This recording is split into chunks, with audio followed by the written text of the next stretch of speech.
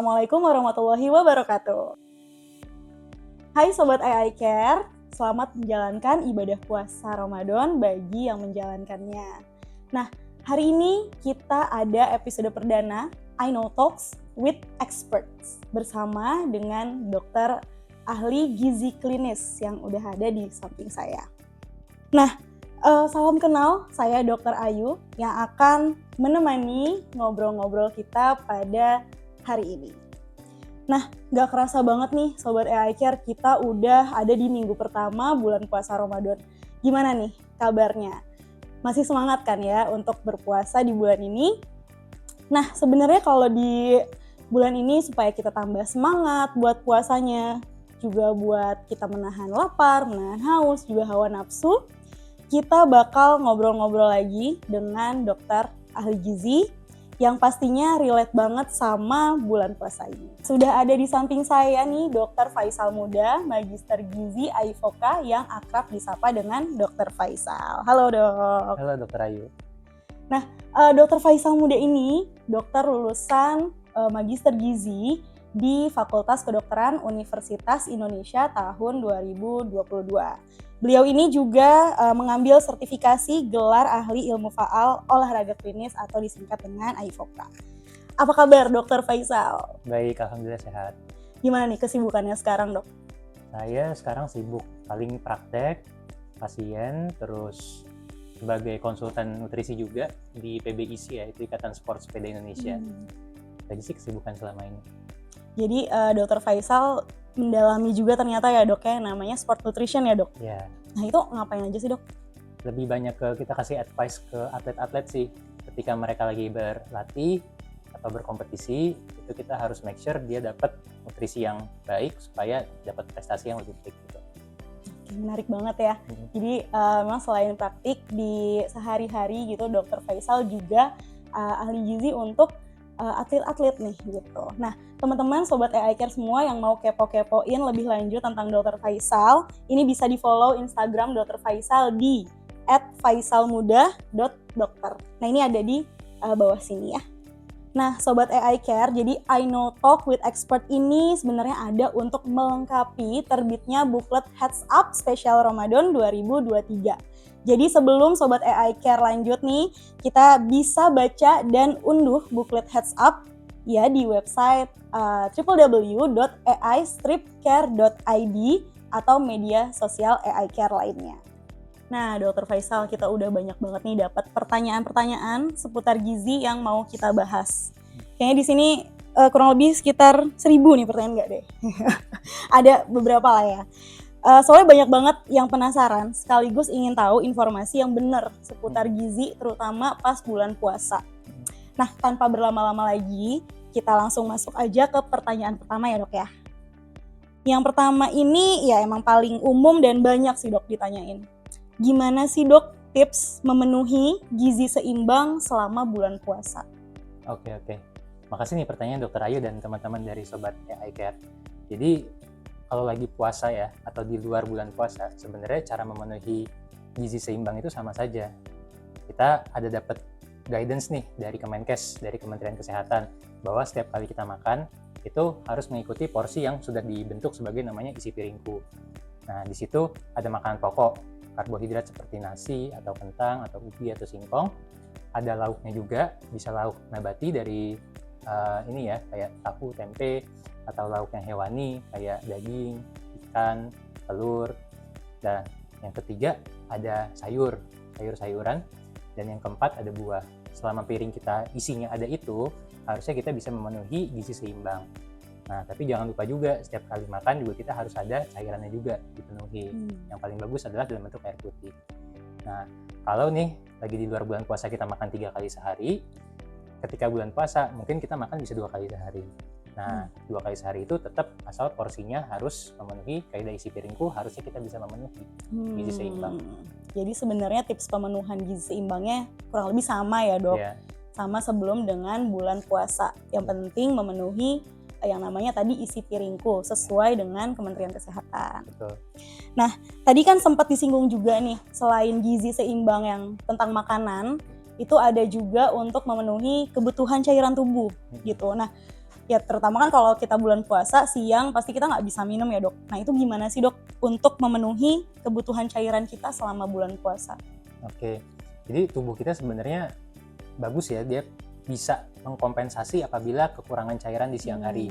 Jadi selama kita sahur itu kita masuk cairan, berbuka puasa malam kita masuk cairan, itu cukup tuh untuk bisa memenuhi kebutuhan cairan sehari.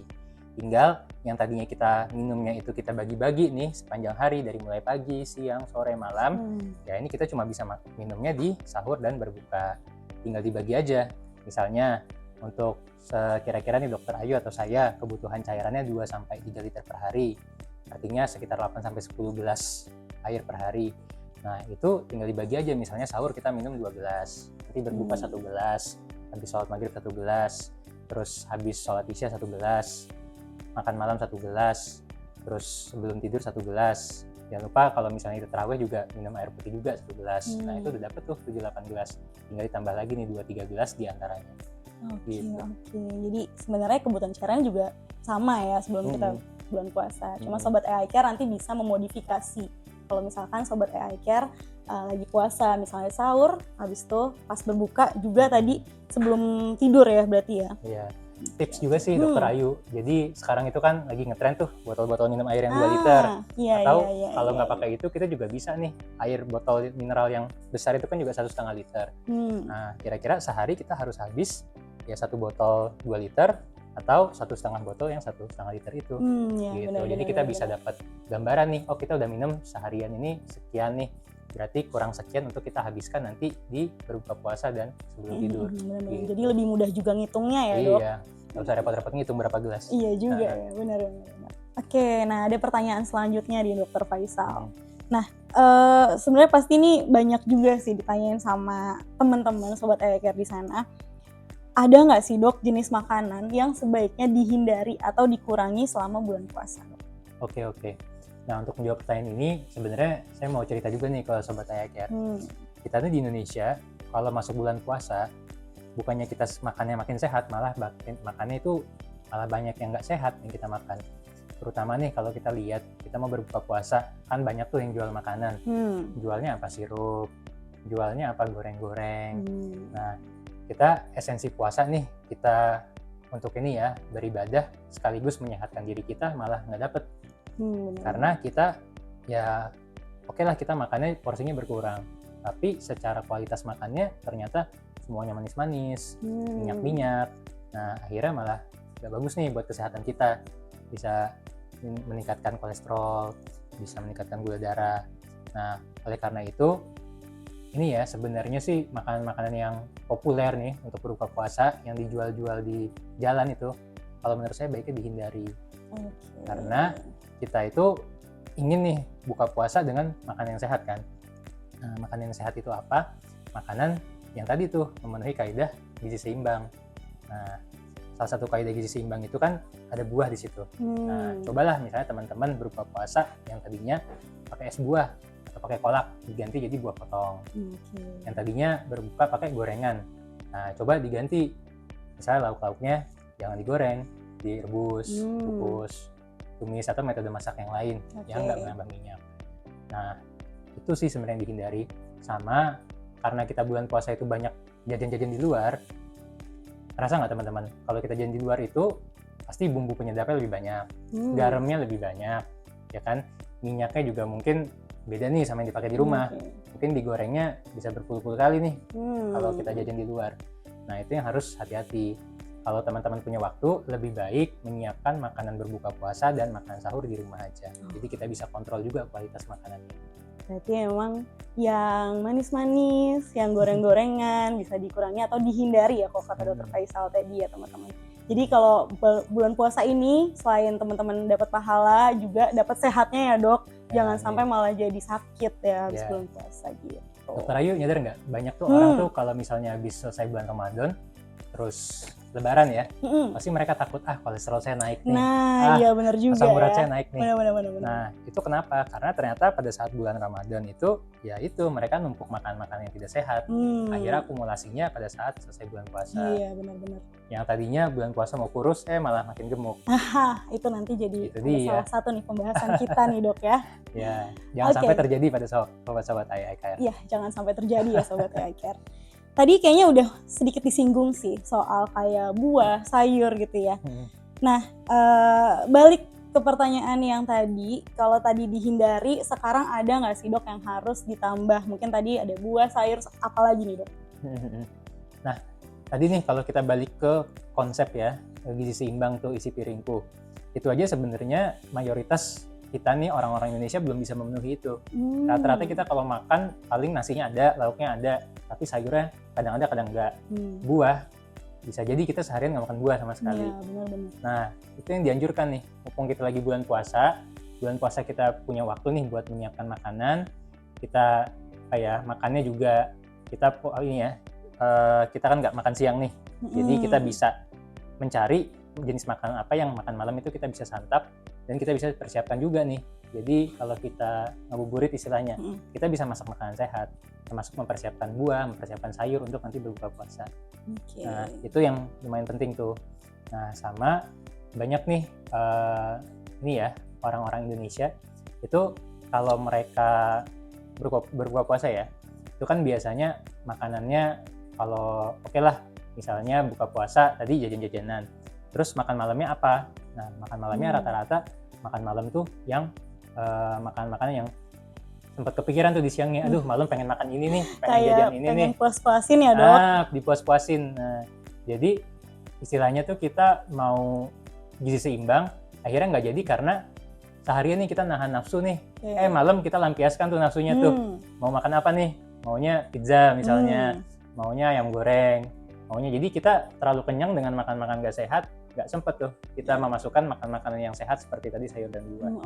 Nah, jadi prioritas itu dulu. Kalau masih ada ruang nih perutnya nih, masih bisa makan, baru kita coba makan makanan yang enak, cicip-cicip aja. Jangan terlalu banyak porsinya. Gitu.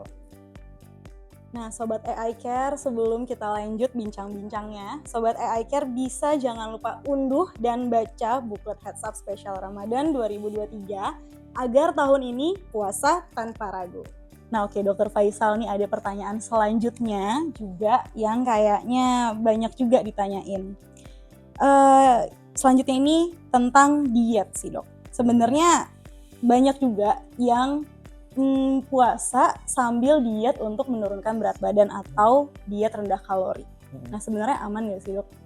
Oke. Kalau diet itu kan berarti kita pola makannya itu bukan pola makan yang standar ya. Artinya bukan yang dijalani sebagian besar orang. Tentu yang namanya diet itu ada kelebihan dan kekurangannya, yang tentu perlu supervisi ahli gizi atau dari dokter gizi. Nah, terkait dengan diet rendah kalori ya, atau diet untuk menurunkan berat badan, itu hati-hati juga nih apabila kita lakukan pada saat di bulan puasa. Kenapa?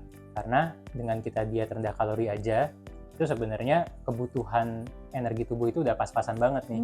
Jadi membuat kita jadi lebih lemas, lebih nggak bertenaga. Nah, apalagi selama seharian itu kita kan nggak minum tuh. Nah, dehidrasi juga gejalanya juga bisa menurunkan tenaga kita, menurunkan konsentrasi kita. Kalau kita masih bekerja di bulan puasa, bisa mengganggu pekerjaan kita juga. Nah, jadi saran saya nih buat sobat AI-Care yang memang lagi puasa lalu diet untuk rendah kalori ya, menurunkan berat badan, itu yang perlu harus benar-benar dipikirkan adalah yang pertama, penurunan kalorinya berapa nih? Masih wajar, dalam batas wajar menurut ahli gizinya atau dokternya, atau yang sudah masuk ekstrim. Nah, contoh ekstrim itu apabila teman-teman mengurangi jumlah kalori sampai misalnya setengah kalori kebutuhan harian. Misalnya dokter Ayu dihitung nih oleh ahli gizi, butuhnya sehari 2000 kalori, tapi dokter Ayu makannya cuma 1000. Nah, itu ekstrim namanya tuh, karena jauh sekali turunnya. Nah, itu bahaya. Lebih baik konsultasi ke ahli gizinya, atau kalau kita ambil patokan namanya, dikuranginya hanya sekitar 25% lah. Nah, kurang 500 kalori. Jadi untuk dokter Ayu yang tadinya 2000 kalori, 1.500 kalori masih bisa, tapi nanti komposisi seperti apa harus konsultasi lagi nih ke ahli gizi atau dokter gizinya. Nah, terus buat yang ngurangin kalori juga harus hati-hati, karena kalau dengan kita ngurangin kalori terlalu banyak, itu ternyata bisa menurunkan fungsi tubuh seperti imunitas. Nah, jadi banyak nih klien-klien atau pasien-pasien yang kalau dia menjalani diet rendah kalori terlalu ekstrim, misalnya nih, tadi saya bilang makan buah dan sayur itu bagus, tapi ada orang yang dia itu makan kalorinya rendah tapi cuma sayur dan buah aja, dia nggak makan karbohidrat, nggak makan lauk. Akhirnya apa? Tubuhnya kekurangan kalori, nggak bisa bikin sel-sel buat daya tahan tubuh, akhirnya gampang kena flu, gampang sakit, gampang ketularan orang, misalnya lagi zaman COVID nih, gampang kena COVID, gampang diare, dan lain sebagainya. Nah, jadi hati-hati. Sebenarnya dengan kita mengikuti pola makan gizi seimbang, isi piringku, memenuhi kebutuhan gizi harian seperti sayur dan buah, secara alami, insya Allah harusnya kita akan turun berat badan dengan sendirinya. Betul.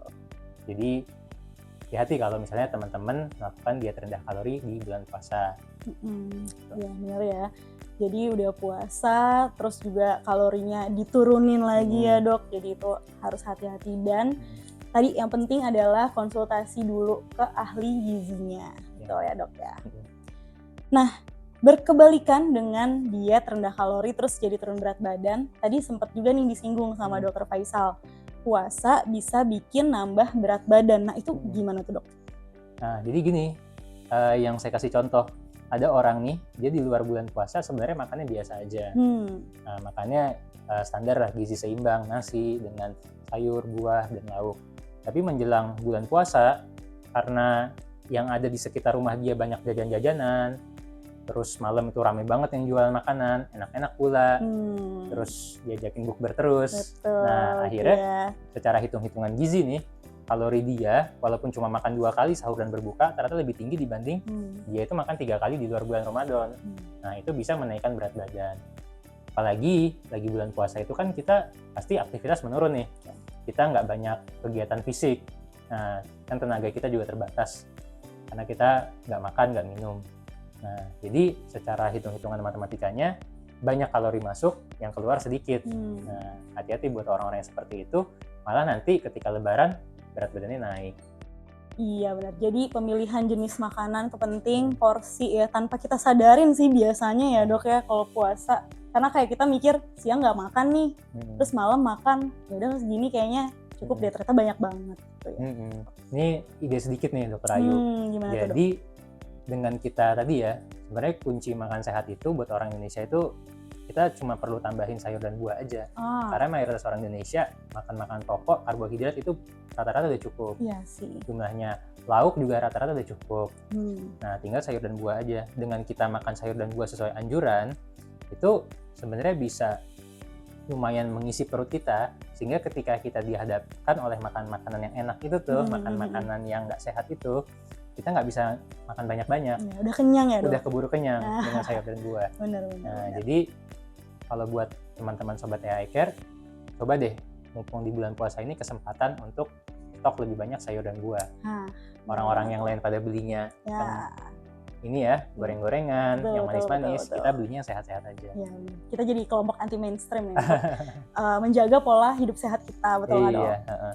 Ini mewakili kelompok-kelompok tertentu yang memang ada kondisi-kondisi khusus nih dok waktu bulan puasa. Misalnya kalau ibu hamil gitu. Ibu hamil banyak juga sih dok yang pengen nih ikutan puasa Ramadan gitu. Nah gimana dok untuk ibu hamil bisa kuat puasa, atau mungkin ada nggak sih kayak cautionnya, refleksnya, dan lain-lain? Oke, jadi secara teori medis ibu hamil itu boleh puasa. Nah tapi ibu hamil yang sehat. Karena kan nggak semua ibu hamil sehat ya. Misalnya ada yang masih hamil muda itu masih muntah-muntah, masih mual-mual, mau makan aja susah disuruh puasa. Nah itu nggak boleh puasa. Nah terus ada beberapa ibu yang hamil itu ternyata dia memiliki penyakit juga, seperti diabetes pada saat kehamilan, atau dia memiliki penyakit-penyakit lain seperti hipertensi kehamilan, preeklamsia, atau ternyata ada masalah pada janinnya. Nah itu tidak boleh untuk puasa kecuali under supervisi ya, di bawah pengawasan oleh dokter yang merawatnya. Nah, buat ibu hamil sebenarnya sih konsepnya sama aja seperti orang dewasa lainnya. Karena secara teori gizi, ibu hamil itu cuma perlu nambah sekitar 300 kalori per hari dibanding orang dewasa biasa. Jadi ibu hamil bukan berarti makannya double atau makannya 4 kali sehari, enggak. Itu cukup ditambahkan 300 kalori. Itu nggak terlalu Setara banyak apa sih, Dok? sebenarnya. Kayak 300-500 kalori 300 kalori itu setara dengan kayak kita punya makanan lengkap nih, satu piring makan, yaitu kira-kira cuma setengah sampai 3/4 piring makan lah, gitu. Ya. Atau kalau misalnya kita biasa makan nih, porsinya kira-kira nasinya 1 genggam nih, nah ditambahin aja 1 genggam, tambahin 1/4. Lauk 1 potong tambahin 1/4. Buah tambahin 1/4, itu aja sih, cukup. Dan kebutuhan cairan ibu hamil juga cuma nambah sekitar 300 ml juga. Jadi nggak terlalu jauh berbeda kebutuhan gizi ibu hamil dan pada orang dewasa sehat. Gitu. Jadi silakan saja ibu hamil untuk berpuasa, yang penting dipastikan kondisi hamilnya kondisi sehat. Benar banget ya. Jadi boleh banget sih sebenarnya ibu hamil puasa, tapi tadi dilihat dulu kondisinya ya, Dok. Aman bagi ibu, aman bagi janinnya juga. Tuh. Nah, terus selain ibu hamil, ini juga tentang anak-anak yang mau ikutan puasa nih, Dok. Nah, gimana sih, Dok, tips puasa yang aman misalnya kalau misalkan anak-anak nih ada yang mau belajar puasa gitu. Terus kapan gitu orang tua bisa ngajarin anaknya buat puasa, Dok? Oke. Ya, jadi anak-anak bedanya dengan orang dewasa ya. Anak-anak itu masih dalam proses tumbuh kembang. Jadi dia itu butuh sekali energi dari makanan untuk bisa mendukung pertumbuhan tinggi badan, pertumbuhan berat badan, pertumbuhan psikomotorik dan lain sebagainya. Nah, oleh karena itu pada anak-anak jangan sampai kalau kita minta untuk berpuasa nanti ternyata makannya jadi berkurang. Nah untuk karena itu, jadi untuk anak-anak nih itu harus dipastikan anak-anak yang mau mencoba berpuasa ini dia secara gizi ya, dia nggak kurang gizi dulu. Jangan sampai nih anak-anak yang kurus, yang kurang gizi kita suruh puasa. Nah, itu nggak boleh. Nah, terus yang kedua, anak-anak ini juga sama seperti orang dewasa, dipastikan kondisi sehat dulu. Kalau anak-anaknya sakit, nah misalnya lagi demam, lagi batuk pilek, nah itu jangan disuruh puasa dulu. Atau punya penyakit-penyakit khusus, nah itu juga harus konsultasi ke dokternya. Nah, termasuk juga nih, anak-anak itu kan sebenarnya daya tahannya tidak sekuat orang dewasa. Orang dewasa itu mungkin kuat nih secara fisik dan secara psikis untuk bisa puasa dari subuh sampai terbenam matahari. Tapi kalau anak-anak, kita lihat nih kesiapan dia, kesiapan fisik. Misalnya dia coba nih suruh bangun sahur, mau nggak? Kalau belum bisa sahur, belum mau sahur ya jangan diajak puasa. Nah, terus nanti pagi dia masih kuat nggak? Kalau misalnya nggak kuat ya jangan dipaksa. Sampai nanti lama-lama dia akan latihan sendiri, sambil bertumbuhnya usia dia lama-lama akan bisa ikut kuat untuk puasa sampai ke sore hari sampai maghrib.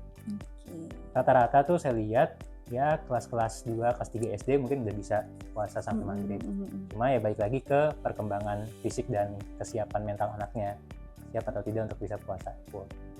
Itu sih jadi tips untuk anak-anak bisa aman untuk puasa. Jadi tadi balik lagi ya, kalau misalkan mau ikut puasa gitu dilihat dulu kondisinya gitu ya. Kalau misalkan yang kurang gizi ya jangan dulu untuk puasa, malah harus ditambahin dulu ya, Dok, gizinya ya biar jadi baik gitu. Nah, terus ada lagi nih, Dok, kalau misalnya pasien-pasien gitu yang punya penyakit kronis, tadi juga sempat dibilang ya ada kayak misalkan diabetes atau hipertensi atau jantung, penyakit jantung gitu ya. Nah, itu gimana sih, Dok, pengelolaan dietnya misalnya pada saat bulan puasa? Oke. Yang mungkin agak sulit itu adalah pasien yang diabetes. Karena diabetes itu cenderung dia gula darahnya naik tinggi, gula darahnya turun drastis. Naik tinggi nanti dia jadi pusing, gak enak badan, turun drastis bisa pingsan. Nah, apalagi pasien-pasien diabetes yang minum obat diabetes. Nah, karena kan kita tahu kalau minum obat diabetes itu harus makan, nggak boleh nggak makan. Nah, jadi buat pasien-pasien yang diabetes itu sebenarnya kalau puasa selama gulanya diabetesnya terkontrol itu nggak apa-apa. Artinya gula darahnya itu bisa terkontrol dengan obat, jadi dia nggak mengalami gejala-gejala diabetes. Nah, itu boleh berpuasa. Nah, ketika dia mau mulai berpuasa, dia harus konsultasi lagi ke dokternya untuk coba di-adjust atau coba dicek lagi dosis obatnya. Apakah dengan saya berpuasa itu dosis obatnya harus dikurangi atau bisa tetap, atau malah ditambah. Nah, itu nanti dari dokter diabetesnya yang akan menentukan. Itu untuk diabetes. Nah, tapi hati-hati nih, pasien-pasien diabetes itu kadang suka tiba-tiba nih gula darahnya ngedrop. Tandanya jadi kayak pusing, terus lemes, nggak ada tenaga, bahkan bisa pingsan. Ada kondisi seperti itu, tidak boleh dipaksa untuk terus berpuasa. Harus dibatalkan segera, karena itu bisa berbahaya dan mengancam nyawa. Itu untuk diabetes. Kalau untuk hipertensi, terus untuk penyakit-penyakit lainnya, disesuaikan nih ke terapi pengobatannya. Nah, kalau misalnya obat-obatnya ada yang harus diminumnya setelah makan, ya berarti jadwal minum obatnya harus digeser. Nah, apakah jadwal minum obat digeser itu dibolehkan? Harus tanya lagi ke dokter yang masing-masing. Spesialis. Gitu. Tapi secara umum, kalau pasiennya itu kondisinya terkontrol, sehat, artinya diabetesnya nggak bergejala, terus nggak ada komplikasi, nggak bikin sampai masalah ginjal, nggak bikin sampai kakinya luka dan lain sebagainya, itu nggak apa-apa untuk berpuasa. Nah, termasuk hipertensi juga, selama tensinya terkontrol, itu nggak masalah puasa. Tapi kalau misalnya masih tidak terkontrol, tensinya masih sering tinggi-tinggi, gulanya juga nggak terkontrol dengan baik, nah itu sebaiknya sih jangan puasa. Ya. Nah, mungkin tambahan sih dok ya, ada pertanyaan juga.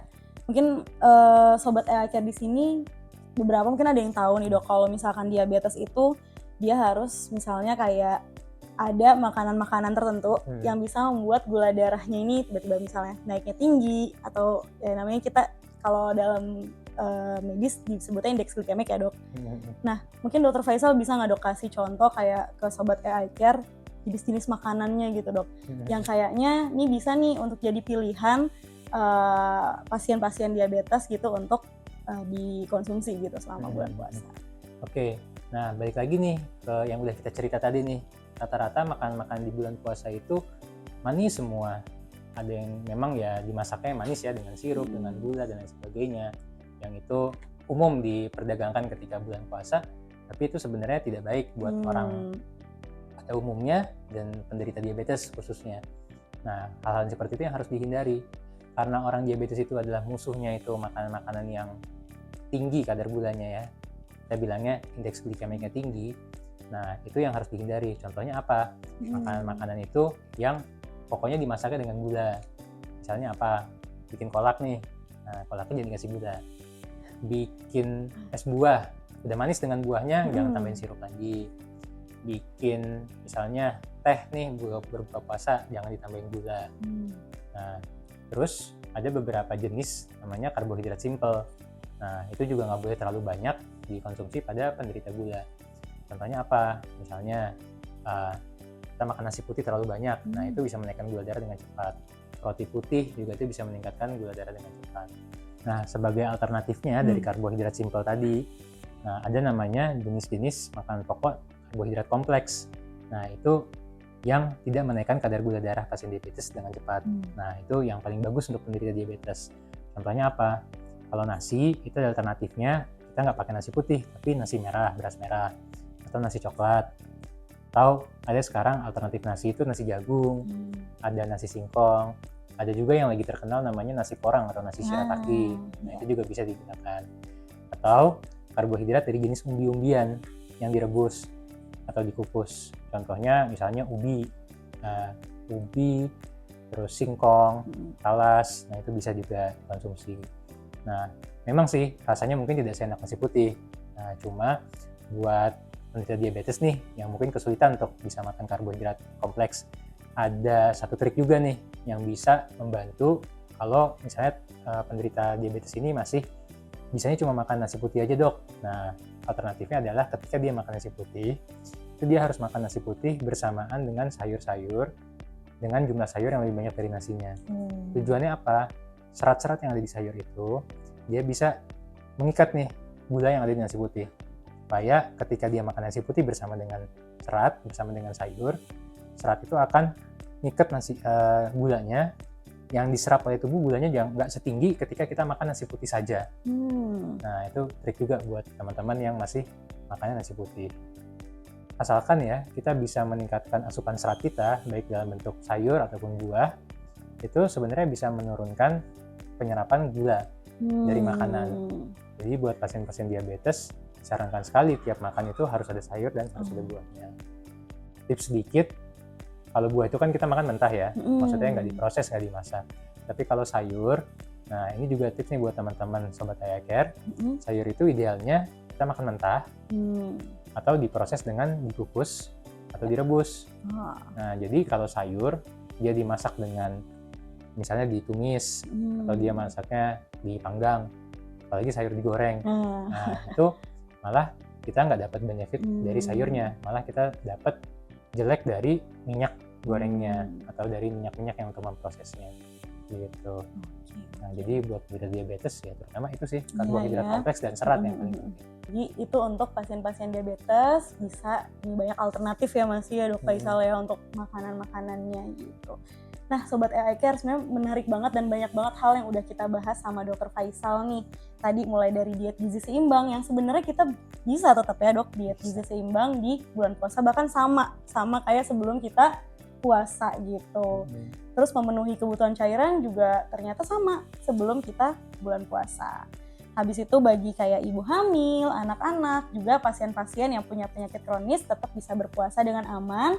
Yang penting dikonsultasiin dulu sama dokter atau ahli gizinya, sesuaikan dengan kondisi medis atau kondisi tubuh gitu. Oke, Sobat AI Care, setelah kita ngobrol-ngobrol dan tanya-tanya tadi nih ke Dr. Faisal, kita akan sedikit mengulik nih tentang mitos atau fakta dalam segmen Bust the Myth, Get It Right. Nah, jadi ini ada beberapa pernyataan, kalau tadi pertanyaan sekarang pernyataan nih Dok. Yang sering juga ada di masyarakat tentang puasa juga, gizi dan puasa. Nanti Dr. Faisal bisa kasih tahu apakah itu mitos atau fakta, atau mungkin ada mitosnya, ada faktanya Dok. Silahkan nanti bisa dijelaskan juga jawabannya dokter. Kita mulai ya Dok ya. Boleh. Oke, nah ini ada pernyataan pertama untuk mitos fakta kita nih Dr. Faisal. Dan ini sering banget kayaknya jadi tagline iklan ya.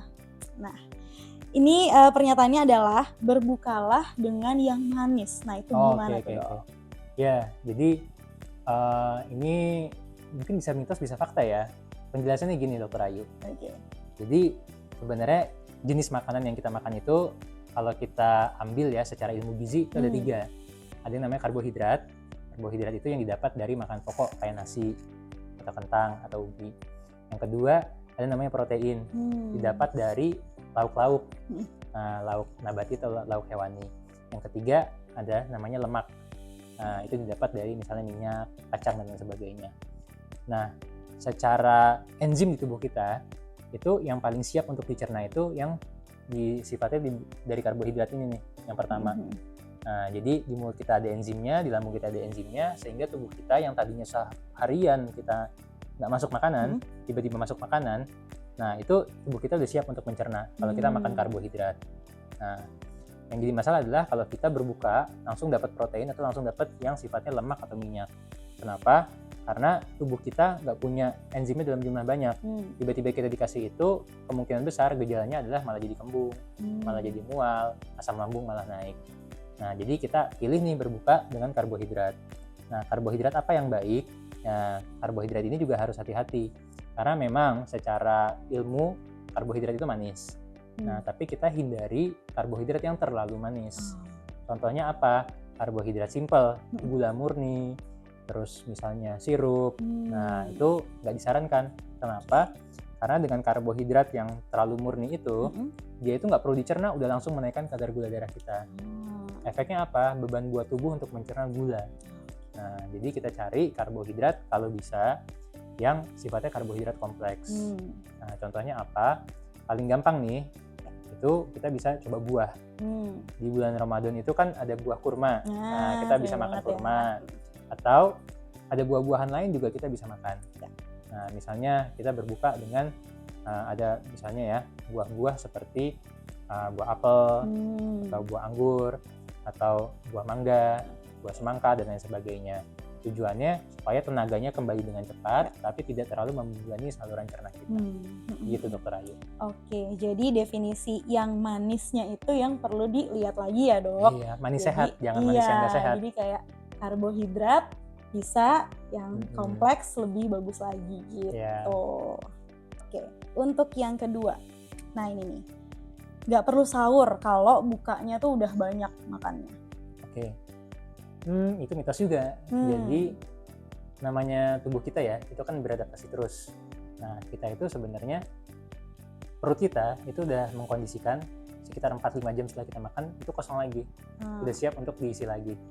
Nah, ketika kita terlalu lama nih jaraknya antar makan ke makan, itu sinyal-sinyal di saluran keringat kita jadi kacau. Nah, produksi asam lambung kita terganggu, produksi enzimnya juga terganggu, yang ada nanti kita muncul tuh gejala-gejala saluran pencernaan seperti kembung, mual, banyak gas, nah bisa sampai diare juga. Nah, oleh karena itu kita coba walaupun kita berpuasa tetap makannya teratur.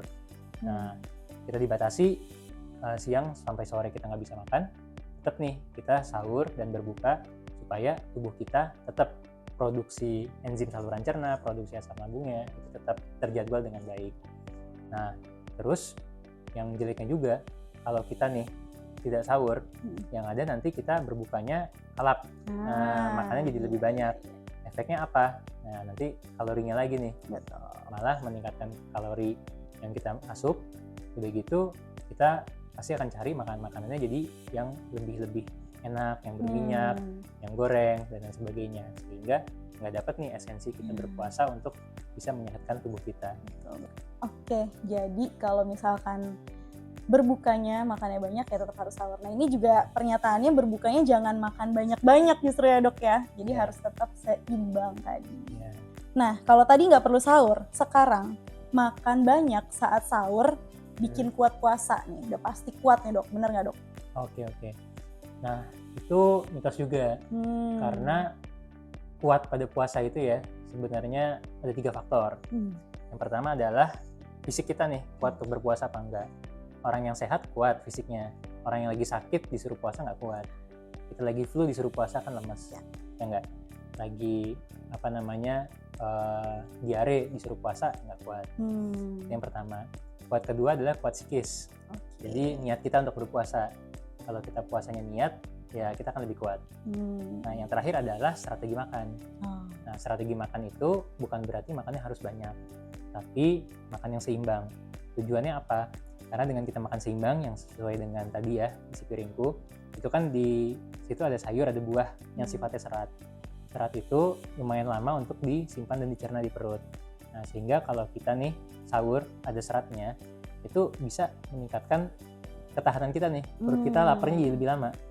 Nah, mungkin kalau kita sahurnya nggak pakai sayur, jam 10 aja udah lapar.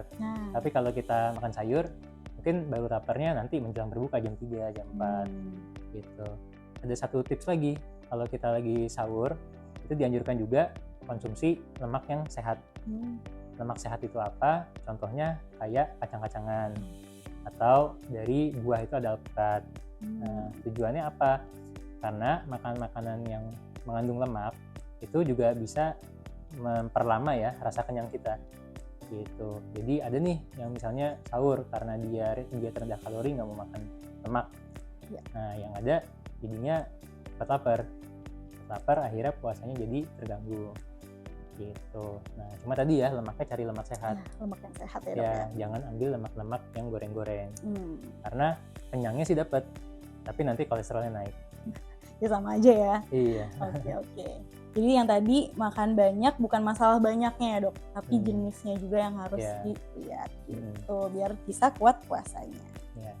Nah, terus tadi kita sempat singgung juga sih tentang cairan tubuh ya, tentang cairan. Nah, ini ada pernyataan ketika puasa, cairan tubuh yang keluar tuh lebih sedikit. Oke. Fakta.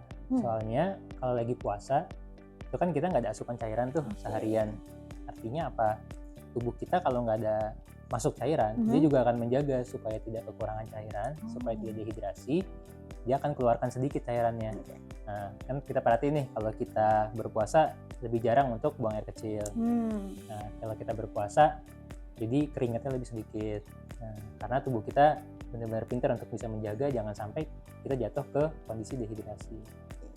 Nah, tapi nanti ketika kita buka puasa, kita udah minum lagi, ya kembali lagi. Nanti cairan tubuh kita naik lagi, keringetan lagi, buang air kecil lagi, nggak ada masalah. Oke, jadi tubuh kita tuh udah pintar untuk ngatur-ngatur cairan tubuh kita yang keluar, yang masuk, yang keluar juga dia bisa untuk meregulasi ya, artinya kayak ngatur itu ya dok ya. Ini ada pernyataan yang terakhir untuk mitos atau fakta nih dok. Pernyataannya, penyakit mah bisa tambah parah kalau puasa. Bener nggak sih dok? Oke, itu bisa mitos, bisa fakta juga. Kenapa? Karena secara ilmu medis, sakit mah itu bisa ada 2 jenis. Yang pertama, sakit mah karena memang ada kelainan di lambung kita. Artinya ada luka di lambung, atau ada tumor di lambung, atau ada masalah saluran cerna yang kelihatan tuh secara fisik. Nah, kondisi-kondisi seperti itu kalau puasa perut kosong memang makin parah. Nah, akhirnya gejalanya makin berat dan penyakitnya makin berat. Nah, kalau yang seperti itu tidak boleh puasa. Nah, tapi ada sakit mah nih yang kebanyakan orang, apalagi orang-orang di perkotaan nih, itu sakit mahnya bukan karena masalah di saluran cerna, tapi produksi asam lambung yang terlalu tinggi karena lebih banyak dari faktor psikis atau stres. Nah, pasien-pasien seperti ini banyak yang ternyata ketika dia menjalani puasa Ramadan itu mahnya nggak pernah kambuh deh. Mahnya malah terkontrol. Kenapa? Karena dia udah meniatkan diri untuk puasa, sehingga badan dia bisa atur tuh untuk produksi asam lambungnya hanya diproduksi ketika sahur dan berbuka untuk mencerna makanan sesuai dengan jadwal puasa Ramadan. Nah, taunya dari mana? Tentu teman-teman yang punya sakit mah harus diperiksakan dulu nih ke dokternya. Nah, nanti dokter akan cek. Nah, kondisi sakit mahnya itu sakit yang mana? Kalau ternyata sakit mahnya itu tidak ada kelainan fisik, dianjurkan berpuasa, terus teman-teman coba berpuasa 1 hari 2 hari malah mahnya tidak pernah kambuh, silakan dilanjutkan. Nah, jangan-jangan selama ini sakit mahnya itu karena makannya nih yang nggak bagus nih, nggak terkendali dari sisi porsi dan dari sisi frekuensinya. Dengan dilakukan puasa malah sembuh jadi teratur ya dok ya, malah jadi teratur makannya. Jadi penyakit mah bisa tambah parah. Nah, ini harus dilihat dulu penyakit mahnya tadi dari faktor yang mana gitu ya. Apakah ada luka gitu atau mungkin tadi karena stres doang atau psikis gitu. Gak kerasa banget ya, ternyata banyak banget obrolan kita hari ini ya dok ya. Nah, sebelum kita akhiri sebenarnya Dr. Faisal mungkin bisa nih kasih take home message ke Sobat AI Care terakhir nih dok, untuk tips dan trik nih supaya Sobat AI Care semuanya bisa kuat puasanya. Silahkan dok. Jadi yang pertama ya, kita berpuasa tentu kan tujuannya ibadah ya Dr. Ayu ya. Nah, jadi kita bisa fokus pada ibadah. Urusan makan, kita janganlah kalap nih, mentang-mentang kita dari pagi sampai sore kita nggak makan, malamnya kita hajar makan makanan yang nggak sehat. Nah, justru di momen Ramadan ini kita bisa selain introspeksi secara secara ibadah, kita introspeksi juga secara kesehatan kita. Selama ini makan kita apa nih yang kurang untuk mencukupi gizi seimbang. Oh, ternyata saya selama ini kurang makan sayur. Oh, ternyata ini saya makan lauknya kebanyakan. Selama ini saya makan nasinya atau karbonya kebanyakan. Nah, itu coba kita seimbangkan di bulan Ramadan ini. Bersyukur nanti selepas Ramadan kita dapat pahala juga. Idul Fitri, Lebaran, kita juga dapat sehatnya juga. Nah, jadi kalau sobat-sobat AI Care, nanti medical check up habis Ramadan ya, bulan puasa, malah makin bagus tuh kolesterolnya, asam uratnya, semuanya malah jadi bagus. Wah, ya. Luar biasa. Jadi kita jadikan momen Ramadan ini, selain kita beribadah, tetap juga momentum untuk kita bisa lebih sehat lagi. Tentu pastinya harus ya dok malah ya. Iya. Jadi habis bulan Ramadan harus lebih sehat. Ada lagi dok mungkin? Sama, jangan lupa kalau kita puasa itu harus sahur dan berbuka dengan porsi yang seimbang. Nah, jangan sampai kita lupa sahur, jangan sampai kita berbukanya kebanyakan juga. Tipsnya gimana? Kalau kita mau sahur, jangan baru bikinnya ketika bangun. Nah, kita udah siapin dari malam apa yang kita mau makan pada saat sahur. Sama juga ketika kita berbuka, kita udah planning nih dari sore apa yang akan kita makan. Kalau bisa kita masak sendiri lebih bagus. Kalaupun kita beli, kita harus pilih-pilih mana makanan yang sehat, mana yang makanan hanya enak tapi ternyata tidak sehat untuk tubuh kita. Oke, nah itu ya tadi take home message-nya ya Sobat AI Care. Semoga dengan pesan-pesan, tips dan trik dari Dr. Faisal dan juga semua obrolan kita hari ini, Sobat AI Care jadi makin kuat, makin semangat buat puasanya. Amin. Nah, terima kasih banyak ya Dr. Faisal udah luangin waktunya datang ke AI Care untuk ngobrol-ngobrol sama kita, sama Sobat AI Care semua. Terus juga pasti Sobat AI Care udah punya banyak banget insight dari Dr. Faisal sih ya dok, selama kita tadi ngobrol-ngobrol gitu.